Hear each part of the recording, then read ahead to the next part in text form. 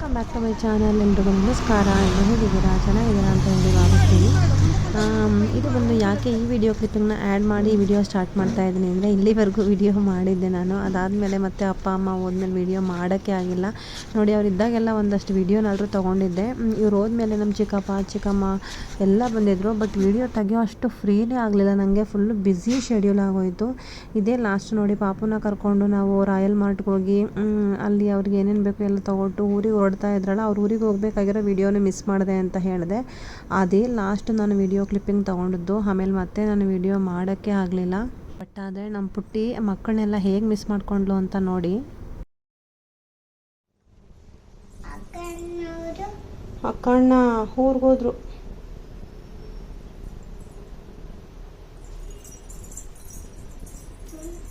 ಊರಿಗೋದ್ರು ಕವ್ವ. ಬೆಳಗ್ಗೆ ಅಪ್ಪ ಕರ್ಕೊಂಡು ಹೋಯ್ತಲ್ಲ, ಅಪ್ಪ ಕರ್ಕೊಂಡೋಗಿ ಬಿಟ್ಬಿಟ್ಟು ಬಂತಲ್ಲ.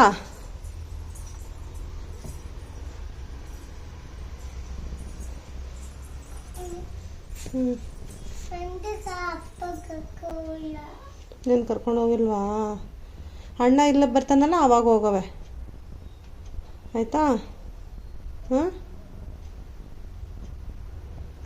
ನೋಡಿ, ಅವ್ರು ಹೋದ್ಮೇಲೆ ಮತ್ತೆ ನಾಳೆ ಸ್ಕೂಲ್ಗೆ ಹೋಗಿದ್ದು ಬಂದಮೇಲೆ ಅವಳು ಬಂದ ತಕ್ಷಣ ಡೋರ್ ಓಪನ್ ಮಾಡಿದ ತಕ್ಷಣ ಹೇಳ್ತಾ ಇದ್ದಾಳೆ, ಅಕ್ಕ ಅಣ್ಣ ಎಲ್ಲಿಗೆ ಹೋದ್ರು ಅಂತ ಹೇಳಿ. ಅಪ್ಪ ಅದಕ್ಕಿಂತ ಮುಂಚೆ ಅಜ್ಜಿ ತಾತ ಎಲ್ಲೋದ್ರು, ಅಜ್ಜಿ ತಾತ ಹೊರಟೋಗಿದ್ದಾರೆ, ಬಂದೇ ಇಲ್ಲ ಅಂತೆಲ್ಲ ನಮ್ಮ ಬಿಟ್ಬಿಟ್ಟು ಹೋಗಿದ್ದಾರೆ ಅಂತೆಲ್ಲ ಹೇಳಿದ್ಲು. ಅದನ್ನ ವಿಡಿಯೋ ಮಾಡೋಕ್ಕಾಗಿರಲಿಲ್ಲ. ಆಮೇಲೆ ವಿಡಿಯೋ ಮಾಡಿದೆ ನಾನು. ಆ್ಯಕ್ಚುಲಿ ಅವಳ ಅಣ್ಣ ಅಕ್ಕನ ಕೇಳ್ತಾ ಇದ್ದಾಳಲ್ಲ ಅಂತ ಆವಾಗ ವಿಡಿಯೋ ಮಾಡಿದೆ. ಅದಕ್ಕಿಂತ ಮುಂಚೆನೂ ಮಾಡ್ತಾಯಿದ್ಲು. ಹಾಗೆ ನೋಡಿ, ಓಲುಣಿ ತೊಗೊಂಡೋಗಿ ಕೈಗೆಲ್ಲ ಹಚ್ಕೊಂಡು, ಮೈಗೆಲ್ಲ ಹಚ್ಕೊಂಡು, ಕಾಲಿಗೆಲ್ಲ ಹಚ್ಕೊಂಡು ಕುಂತಿದ್ಲು. ಐಸ್ ತೆಗೆದು ನಮ್ಮಪ್ಪ ಕಾಲುರಿ ಅಂತ ಕಾಲ್ಗೆ ಹಂಗಾಲ್ಗೆ ಹಾಕೊತಾ ಇದ್ರು. ಅದನ್ನು ತೊಗೊಂಡು ಫುಲ್ಲು ಕಾಲ್ಗೂ ಹಾಕ್ಬಿಡೋದು, ಬಾಯಿಗೂ ಹಾಕೊಳ್ಳೋದು, ಈ ಥರ ಎಲ್ಲ ಮಾಡ್ತಾಯಿದ್ಲು. ಒಂದೆರಡು ಕತೆ ಮಾಡ್ತಾಳೆ ಅಂತ ಎನ್ನಂಗಿಲ್ಲ ನಮ್ಮ ಪುಟ್ಟಿ ಮಾತ್ರ. ಅಷ್ಟು ಹಿಂಸೆ ಮಾಡ್ತಿರ್ತಾಳೆ. ಏನಾದರೂ ಒಂದು ಸುಮ್ಮನೆ ಸೈಲೆಂಟ್ ಆಗಿದ್ದಾಳೆ ಅಂದರೆ ಏನೋ ಮಾಡ್ತಿದ್ದಾಳೆ ಅಂತಲೇ ಅರ್ಥ.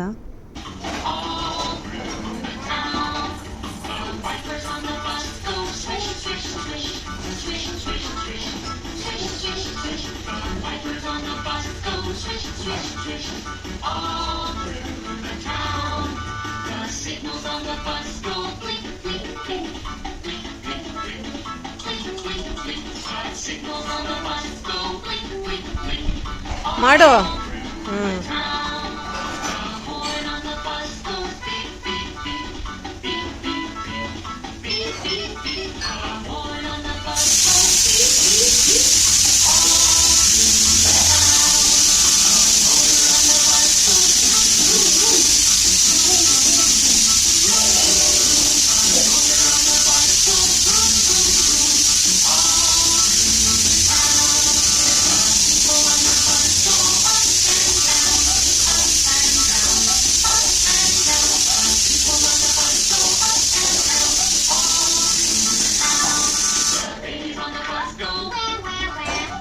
ಮಾಡೋ.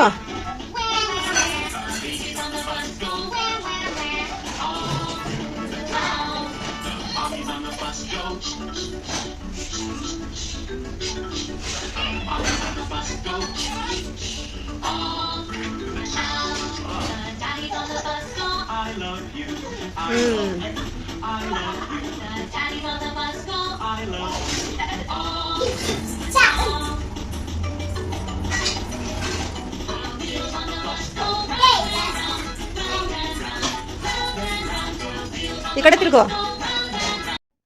ವೀಲ್ಸ್ ಆನ್ ದ ಬಲ್ಸ್ ನಮ್ಮ ರಾಗೂ ಮಾಡ್ತಾ ಇದ್ದ ಇದೇ ಥರ. ಇವಾಗ ಸ್ಕೂಲ್ಗೆ ಹೋಗೋದ್ರಿಂದ ಇವಳು ಕಲ್ತ್ಕೊಂಡಿದ್ದಾಳೆ. ಹಾಗೆ ನಮ್ಮ ರಾಗುಗೆ ನೋಡಿ ಹೆಂಗೆ ಸೀರೆ ಉಡ್ಸಿದ್ದಾಳೆ ನಮ್ಮ ಹರ್ಷಿತಾ. ಅದನ್ನು ಕಲಿಸಿದ್ಲು. ಹಾಗಾಗಿ ಫೋಟೋ ಹಾಕಿದ್ದೆ. ಅವರು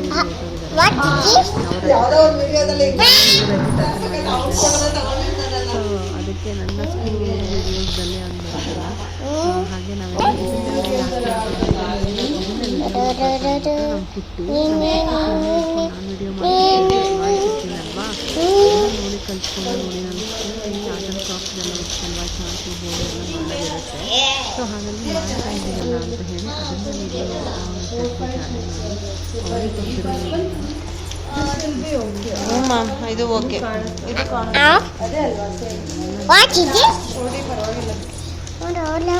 ನೋಡಿದೆ ಅಮ್ಮ. ಹಾಂ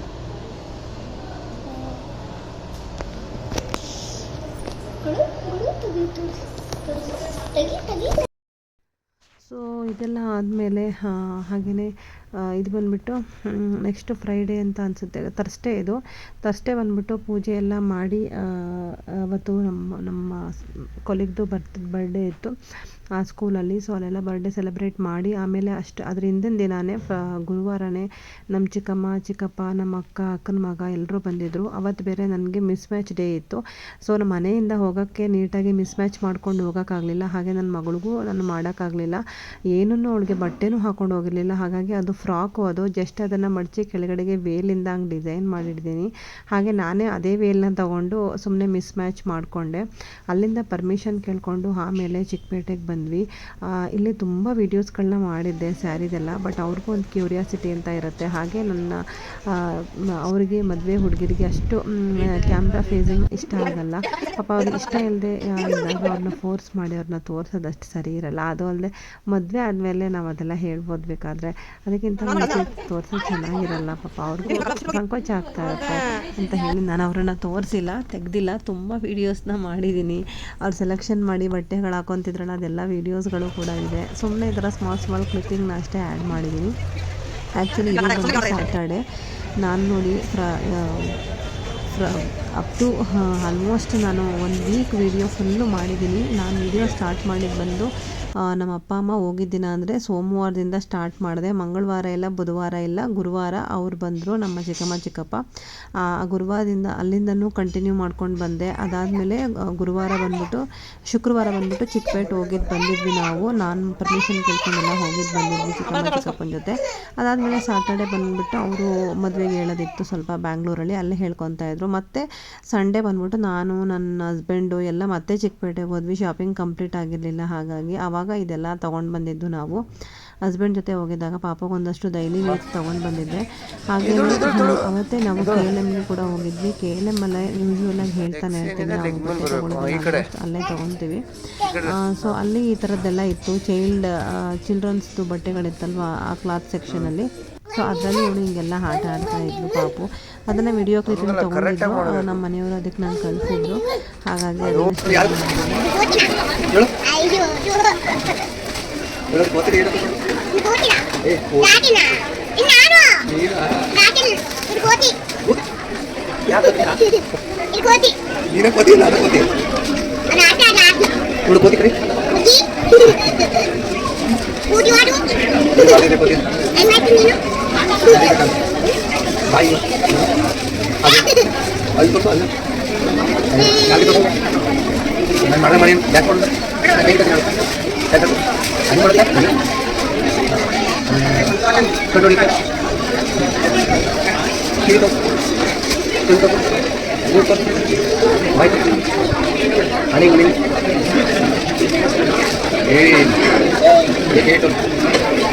ನಿಂತಿರ್ತ ಕೈ ಆಯ್ ಅಲ್ಲೆಲ್ಲ ನೋಡಿ ಅದೇ ಮಾಡ್ತಾ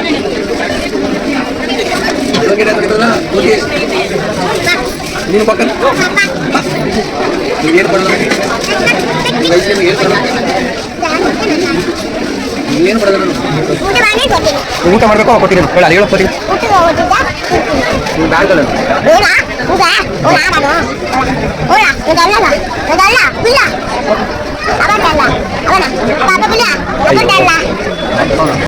ಆಲ್ಮೋಸ್ಟ್ ಇದು ಬಂದ್ಬಿಟ್ಟು ಅವರೆಲ್ಲ ಬಂದು ಹೋಗಿ ಆದಮೇಲೆ ಅಕ್ಷಯ ತೃತೀಯ ದಿನ ವಿಡಿಯೋ ಕಂಟಿನ್ಯೂ ಮಾಡ್ತಾ ಇದ್ದೀನಿ. ಅಕ್ಷಯ ತೃತೀಯ ದಿನ ಬುಕ್ಸ್ ಬಂದಿದ್ದು ರಾಘುಗೆ, ಅಲ್ಲಿಂದ ವಿಡಿಯೋನ ಸ್ಟಾರ್ಟ್ ಮಾಡಿದೆ. ಬಟ್ ಅದೇ ದಿನ ನಾನು ಪರ್ಸ್ ಕಳ್ಕೊಂಡು ಮಧ್ಯಾಹ್ನ 1 ಗಂಟೆವರೆಗೂ ಕಂಟಿನ್ಯೂಸ್ ಆಗಿ ಹುಡುಕಿದ್ದೀನಿ. ಆ್ಯಕ್ಚುಲಿ 10 ಗಂಟೆಗೆ ಪೂಜೆ ಮಾಡಿಬಿಡ್ಬೇಕು ಅಂತ ಅಂದ್ಕೊಂಡವಳು, ಮಾಡಿಬಿಟ್ಟು ಓದಬೇಕು ಅಂತ ಅಂದ್ಕೊಂಡವಳು. ಮಧ್ಯಾಹ್ನದವರೆಗೂ ಮೂಡೇ ಅಪ್ಸೆಟ್ ಆಗೋಯಿತು ಆ ಪರ್ಸ್ ಕಳ್ಕೊಂಡು. ಫೈನಲಿ ನನಗೆ 1:15 ಸಿಕ್ತು. ಆಮೇಲೆ ಮತ್ತೆ ಕೆಲಸ ಎಲ್ಲ ಶುರು ಮಾಡಿ ಪೂಜೆ ಮಾಡಿ ಆಮೇಲೆ ಪಾಪಗೂ ಕೂಡ ಹುಷಾರಿರಲಿಲ್ಲ ಸ್ವಲ್ಪ, ಹಾಗಾಗಿ ಅವತ್ತು ನಾನು ಓದೋಕ್ಕೆ ಆಗಲಿಲ್ಲ. ಪೂಜೆ ಎಲ್ಲ ಮುಗಿಸಿ ಆಮೇಲೆ ಪಾಪುನ ಕರ್ಕೊಂಡು ಅಟ್ಲೀಸ್ಟ್ ಗಂಧಲೇಪನ ಇರುತ್ತೆ ಮಠದಲ್ಲಿ ಅಂತ ಹೇಳಿ ಪೂಜೆ ಎಲ್ಲ ಮುಗಿಸಿ ನಾನು ಪಾಪು ಕರ್ಕೊಂಡು ಗಂಧಲೇಪನ ದರ್ಶನ ಮಾಡಿಕೊಂಡು ಮಠದ ರಾಘವೇಂದ್ರ ಸ್ವಾಮಿ ಹತ್ರ ದರ್ಶನ ಮಾಡ್ಕೊಂಡು ಬರೋಣ ಅಂತ ಹೋದೆ. ಎಷ್ಟು ಕ್ಯೂಟಾಗಿ ಫೋಸ್ ಕೊಟ್ಟಿದ್ದಾಳೆ ನೋಡಿ, ಸಖತ್ತಾಗಿ ಫೋಸ್ ಕೊಡ್ತಾಳೆ ಸುಬ್ಬಿ ಮಾತ್ರ. ನಾನು ಮಠಕ್ಕೆ ಹೋಗಿರೋ ವಿಡಿಯೋನ ಮಾಡಲೇ ಇಲ್ಲ, ಮರ್ತೋಯ್ತು ನನಗೆ. ಮತ್ತು ಮಠದಿಂದ ಬಂದು ನಾವು ಒಂದು ಗಣೇಶ ವಿಗ್ರಹ ತೊಗೊಂಡು ಬರೋಣ ಬೆಳ್ಳಿದು ಅಂತ ಹೇಳಿ ಹೋದ್ವಿ. ಆ್ಯಕ್ಚುಲಿ ₹1 ಕೂಡ ನಾವು ಎಕ್ಸ್ಟ್ರಾ ಕೊಡಬೇಕು ಅಂತ ಅನ್ನೋ ಥರ ಇಲ್ಲ, ಯಾಕೆಂದರೆ 66 ಗ್ರಾಮು ವೇಸ್ಟ್ ಬಳೆಗಳು, ಬಿದ್ದೋಗಿರೋ ಚೈನ್ಗಳು. ನಿಮಗೆ ಗೊತ್ತು ನನ್ನ ಮಗ ಎಷ್ಟು ಚೈನ್ ಬೀಳಿಸಿದ್ದಾರೆ ಅಂತ. ಅದೆಲ್ಲ 120 ಇದ್ದಿದ್ದು 66 ಗ್ರಾಮ್ ಇತ್ತು. ಬಟ್ ಆದರೆ ಎಲ್ಲನೂ ಕೂಡ ಅವರು ಆಫ್ ರೇಟ್ಗೂ ತೊಗೊಳ್ಳಿಲ್ಲ. ಆಮೇಲೆ ನಾವೇ ಮೇಲೆ 1000 ಕೊಟ್ಟು ಈ ಗಣೇಶನ ತೊಗೊಂಬರ್ಬೇಕಾಯಿತು. ಹಾಗೆ ತೋರಿಸಿದ್ನಲ್ವ ಆ ರಿಂಗ್ ಮುರಿದೋಗಿತ್ತು, ಆ ರಿಂಗ್ನ ಕೊಟ್ಟು ಮತ್ತು ಬೇರೆ ರಿಂಗೇ ಬೇಕಿತ್ತು, ಸೊ ರಿಂಗೇ ತೊಗೊಂಡು ಬಂದ್ವಿ. ಅಕ್ಷಯ ತೃತೀಯ ದಿನ ಏನಾದರೂ ಶಾಪ್ ಮಾಡಬೇಕು ಅಂತ ಹೇಳಿ ಬೆಳ್ಳಿ ತೊಗೊಳಕ್ಕೆ ಹೋದ್ವಿ. ಆ್ಯಕ್ಚುಲಿ ಅದು ಮುರಿದೋಗಿತ್ತಲ್ಲ, ಅದನ್ನು ಎಕ್ಸ್ಚೇಂಜ್ ಮಾಡ್ಕೊಳ್ಳೋಣ ಅಂತ ಹೇಳಿ ಎಕ್ಸ್ಚೇಂಜ್ ಮಾಡ್ಕೊಂಡು ಬಂದ್ವಿ. ಹಾಗೆಯೇ ನನ್ನ ಮಗನಿಗೆ ಬುಕ್ಸ್ಗಳು ಬಂದಿತ್ತು. ಮೆಟೀರಿಯಲ್ ಅಂತೂ ತುಂಬಾ ಚೆನ್ನಾಗಿದೆ, ತುಂಬ ಖುಷಿಯಾಯಿತು ನೋಡಿ ನನಗೆ. ಕನ್ನಡ ಕೂಡ ಇಂಟ್ರೊಡಕ್ಷನ್ ಇದೆ. ಹಾಗೆಯೇ ಮೇ ಬಿ UKGನಲ್ಲಿ ಹಿಂದಿ ಕೂಡ ಇಂಟ್ರೊಡಕ್ಷನ್ ಆಗ್ಬೋದು. ಚೆನ್ನಾಗಿದೆ ಮತ್ತು ಮೆಟೀರಿಯಲ್ ಚೆನ್ನಾಗಿದೆ, ಬುಕ್ಸ್ ವೈಸಸ್ ಚೆನ್ನಾಗಿದೆ. 200 ಪೇಜ್ದು ವರ್ಕ್ ಬುಕ್ಕು ಕೂಡ ಅಷ್ಟೇ. ವರ್ಕ್ ಬುಕ್ಕು ಜಾಸ್ತಿ ಕೊಟ್ಟಿದ್ದಾರೆ. ಕಾಫಿ ರೈಟಿಂಗ್ಗಳು ಬರೆಯೋದಕ್ಕೆ ಕ್ಲಾಸ್ ವರ್ಕ್ದಕ್ಕೂ ಅಂತ ಹೇಳಿ 300 ಪೇಜು, ಒಂದು 100 ಒಂದು 200 ಅಂತ ಹೇಳಿ ಕೊಟ್ಟಿದ್ದಾರೆ. ಆಮೇಲೆ ಪ್ರಾಕ್ಟಿಕಲ್ ಬುಕ್ ಕೂಡ ಕೊಟ್ಟಿದ್ದಾರೆ, ಕನ್ನಡ ಇಂಟ್ರೊಡ್ಯೂಸ್ ಮಾಡಿರೋದು. ತುಂಬ ಖುಷಿಯಾಯಿತು ನನಗೆ. ಸೊ ಸ್ಕೂಲ್ ಬುಕ್ಸ್ ಎಲ್ಲ ಬಂದಿತ್ತು. ಅದಕ್ಕೆ ಅಕ್ಷಯ ತೃತೀಯ ದಿನವೇ ಬಂತಲ್ವ, ಒಳ್ಳೆಯದೇ ಆಯಿತು ಅಂತ ಹೇಳಿ ಅದಕ್ಕೂ ಕೂಡ ಕೈ ಮುಗಿದು ನಾನು ಪೂಜೆ ಮಾಡಿದ್ದೆ. ಹಾಗೆ ಇಲ್ಲಿ ನೋಡಿ ಒಂದು ಸರ್ಕಸ್ ನಡೀತಾ ಇದೆ. ಏನು ಅಂತ ಹೇಳಿದರೆ, ನಮ್ಮ ಪಾಪುಗೆ ನಾಜಲ್ ಡ್ರಾಪ್ ಹಾಕಬೇಕು ಅಂತ ಹೇಳಿದ್ರೆ ಎಷ್ಟು ಕಷ್ಟಪಡಬೇಕು ಅಂದರೆ, ಇವನ್ ನಾಜಲ್ ಡ್ರಾಪ್ ಆಗಿರಲಿ, ಸಿರಪ್ ಆಗಿರಲಿ, ಅವಳಿಗೆ ಆಲ್ಮೋಸ್ಟ್ ಗುರುವಾರನೇ ಜ್ವರ ಬಂತು. ಅಲ್ಲೆಲ್ಲ ಚಿಕ್ಕಪೇಟೆನಲ್ಲಿ ಫುಲ್ಲು ಓಡಾಡಿದ್ವಿ ಅಲ್ವ, 2 ದಿನ ಚಿಕ್ಕಪೇಟೆಯಲ್ಲಿ ಓಡಾಡಿದ್ದು. ಇವಳು 3 ಹೊತ್ತು ಹೋಗಿ ಫ್ರಿಡ್ಜ್ ಓಪನ್ ಮಾಡಿ ಐಸ್ ತಿನ್ನೋದು, ಹಾಗೆಯೇ ಐಸ್ ಕ್ರೀಮ್ಗಳು ಕೂಡ ತಿಂದಿದ್ಲು. ಎಲ್ಲ ಮೇಲೆ ಒಂದೇ ಸರಿ ಅವಳಿಗೆ ಎಫೆಕ್ಟ್ ಆಗೋಯಿತು. ಅವ್ರು ಬಂದ್ಬಿಟ್ಟು ಸೋಮವಾರ ಹೋದರು. ಮಂಗಳವಾರ ನೈಟೇ ಅವಳಿಗೆ ಜ್ವರ ಸ್ಟಾರ್ಟ್ ಆಗೋಯಿತು. ಮಂಗಳವಾರ ಸ್ಕೂಲಿಂದ ಬಂದೆ. ಸದ್ಯಕ್ಕೆ ಬುಧವಾರ 2 ದಿನವೂ ರಜಾ ಇತ್ತು. ಮೇಡೆ ಮತ್ತು ಇನ್ನೊಂದು ಬಸವ ಜಯಂತಿ ಅಂತ 2 ದಿನವೂ ಮನೇಲಿ ನೋಡ್ಕೊಳ್ಳೋದಕ್ಕೆ ನನಗೆ ಸಾಧ್ಯ ಆಯಿತು. ಹಂಗೂ ಸ್ಟಿಲ್ ಇವತ್ತಿಗೂ ಕೂಡ ಇನ್ನೂ ಅವಳಿಗೆ ಕಂಪ್ಲೀಟ್ ಆಗಿಲ್ಲ. ಇವತ್ತು ಬೆಳಗ್ಗೆನೂ ಕೂಡ ಸಿರಪ್ ಹಾಕಿಸಿ ಮಲಗಿಸಿದ್ದೀನಿ. ಹಾಗೆ ಗೋಧಿ ಇತ್ತು, ಅದನ್ನು ಬೇಯಿಸಿ ಒಂದು ಸ್ವಲ್ಪ ಸ್ವೀಟ್ ಮಾಡಿದ್ದೆ. ಹಾಗೆ ಬಾಲ್ಕನಿ ಕ್ಲೀನ್ ಮಾಡೋದಿತ್ತು, ಬಾಲ್ಕನಿ ಎಲ್ಲ ಕ್ಲೀನ್ ಮಾಡಿದ್ವಿ. ಮನೇಲಿ ರಜಾ ಇದೆ ಅಂತಂದರೆ ಕೆಲಸಗಳು ಮುಗಿಯೋದೇ ಇಲ್ಲ. ಹಾಗೆಯೇ ಹಂಗೆ ಕಳೀತು. ಆಲ್ಮೋಸ್ಟ್ 2ನೇ ಸ್ಯಾಟರ್ಡೆ ಸಂಡೇಗೂ ಕೂಡ ಬಂದ್ವಿ. ನಮ್ಮ ರಿಲೇಷನ್ ಒಬ್ಬರ ಮನೆಗೆ ಸೀಮಂತಕ್ಕೆ ಹೋಗಿದ್ವಿ ಅಂತ ಹೇಳಿದ್ನಲ್ಲ, ಆ ಸೀಮಂತ ಆಗಿದ್ದವ್ರಿಗೆ ಹೆಣ್ಮಗು ಆಗಿತ್ತು. ಅದು ಮದರ್ಹುಡ್ಡಲ್ಲಿ. ನಾನು ಡೆಲಿವರಿ ಆಗಿತ್ತಲ್ಲ, ಅಲ್ಲೇ ನೋಡ್ಕೊಂಬರೋಣ ಅಂತ ಹೋಗಿದ್ವಿ. ಹೆಂಗೆ ಬೀಳ್ತಾ ಇತ್ತು ಮಳೆ ಅಂದರೆ, ನಾವು ಬರ್ತಾ ಒಂದು ಮರನೇ ಬಿದ್ದೋಗಿತ್ತು. ಅದು ನಾವು ಹೋಗೋ ವಾಕಬಲ್ ಡಿಸ್ಟೆನ್ಸಲ್ಲೇ ಬಿದ್ದಿತ್ತು. ನಮ್ಮ ಕಾರ್ ಕಡೆನೇ ಬಂದುಬಿಟ್ರು ಪಾಪ ಅವರು ಬಿದ್ದೋಗಿರೋದಕ್ಕೆ ಕಾರು. ನಾವು ಏನಕ್ಕೆ ಹಿಂಗೆ ಬರ್ತಾ ಇದ್ದಾರೆ ಅಂದರೆ, ಮುಂದಗಡೆ ಮರ ಬೀಳ್ತಾ ಇತ್ತು. ತುಂಬಾ ಜೋರು ಆಲಿಕಳು ಮಳೆ ಬರುತ್ತಲ್ಲ, ಆ ಥರ ಇತ್ತು. ಸೊ ಅಲ್ಲೋಗಿ ಮಗುನ ನೋಡಿಕೊಂಡು ಹಾಸ್ಪಿಟಲಲ್ಲಿ ಜಾಸ್ತಿ ಇರೋದಕ್ಕಾಗೋದಿಲ್ವಲ್ಲ, ಅದಕ್ಕೆ ಒಂದು 10 ನಿಮಿಷ ನೋಡಿಕೊಂಡು ಮತ್ತೆ ರಿಟರ್ನ್ ಹೊರಟುಬಿಟ್ವಿ. ಪುಣ್ಯಕ್ಕೆ ಅವತ್ತು ಕಾರ್ ತೊಗೊಂಡೋಗಿದ್ವಿ. ಕಾರಲ್ಲಿ ರಿಟರ್ನ್ ಆದ್ವಿ. ಇದು ನೋಡಿ ನನ್ನ ಮಗ ಹುಟ್ಟಿರುವಂತಹ ರೂಮ್ ನೋಡ್ಕೊಂಬರೋಣ ಅಂತ ಹೋದ್ವಿ. ಆದರೆ ಆಲ್ರೆಡಿ ಅಲ್ಲಿ ಬೇರೆ ಪೇಷಂಟ್ಸ್ ಇದ್ದರು. ಹೊರಗಡೆ ಹೋಗಲಿಲ್ಲ. ಮತ್ತೆ ಏನು ಮಾಡಿದಾಳೆ ಅಂತ ನೋಡಿ. ಅವಳು ಹೆಂಗೆ ಮಾಡಿದ್ರು ಅಂದರೆ, ಆ ಕಡೆ ಈ ಕಡೆ ಮಡ್ಚಿಟ್ಟಿದ್ನಲ್ಲ ನೋಡಿ, ಈ ಥರ ಮಡ್ಚಿಟ್ಟಿರೋದನ್ನು 2 ಕಡೆ ಎಡ್ಜಲ್ಲಿ ಕಟ್ ಮಾಡಿಬಿಟ್ಟಿದ್ದಾಳೆ. ಆಮೇಲೆ ಇನ್ನು ಸ್ವಲ್ಪ ಕಟ್ ಮಾಡಿದ್ಲು, ಇನ್ನೇನು ಮಾಡೋದು ಅಂತ ನಾನು ಕಟ್ ಮಾಡಿ ಬಿಸಾಕಿದೆ. ಸೀಸರ್ ಸಿಕ್ಕಿದ್ರೆ ಸಾಕು, ಏನಾದರೂ ಕಟ್ ಮಾಡಿ ಮಾಡ್ತಾಳೆ. ಇಲ್ಲಿ ನೋಡಿ, ಅದೇ ಸೀಸರ್ ತೊಗೊಂಡು ಬಂದು ನೋಡಿ ಇದೆಲ್ಲ ಕಟ್ ಮಾಡಿ ಇಟ್ಟಿದ್ದಾಳೆ. ಸೀಸರೇ ಕೈಗೆ ಸಿಗಂಗಿಲ್ಲ, ಏನಾದರೂ ಕಟ್ ಮಾಡಿಬಿಡುತ್ತೆ. ಸ್ಕ್ರೀನು ಕಟ್ ಮಾಡೋಕ್ಕೋಗುತ್ತೆ, ಬೆಡ್ ಸ್ಪ್ರೆಡ್ ಕಟ್ ಮಾಡ್ತಾಳೆ. ಯಪ್ಪ, ಮನೇಲೆಲ್ಲ ನೋಡಿ ಹೆಂಗೆ ಬಿಸಾಕಿದ್ದಾಳೆ ಅಂದರೆ ಹಂಗೆ ಇಟ್ಟಿದ್ದಾಳೆ ನೋಡಿ. ಸಿರಪ್ ಇಟ್ಟಿದ್ರೆ ಎಲ್ಲ ಅಲ್ಲೊಂದು ತೊಗೊಂಡೋಗಿ ಬಿಸಾಕೋದು. ಮಕ್ಕಳಿದ್ರೆ ಎಷ್ಟು ಕೆಲಸ ಇದ್ದು ಮುಗಿಯಲ್ಲ. ಸೊ ಈ ರೀತಿಯಾಗಿತ್ತು ಒಂದು 3 ವೀಕ್ಸ್ ವ್ಲಾಗ್ ಒಟ್ಟಿಗೆ ಹಾಕ್ತಾಯಿದ್ದೀನಿ. ತಾಳ್ಮೆಯಿಂದ ವಿಡಿಯೋ ನೋಡಿದ್ದಕ್ಕೆ ಧನ್ಯವಾದಗಳು. Thank you so much.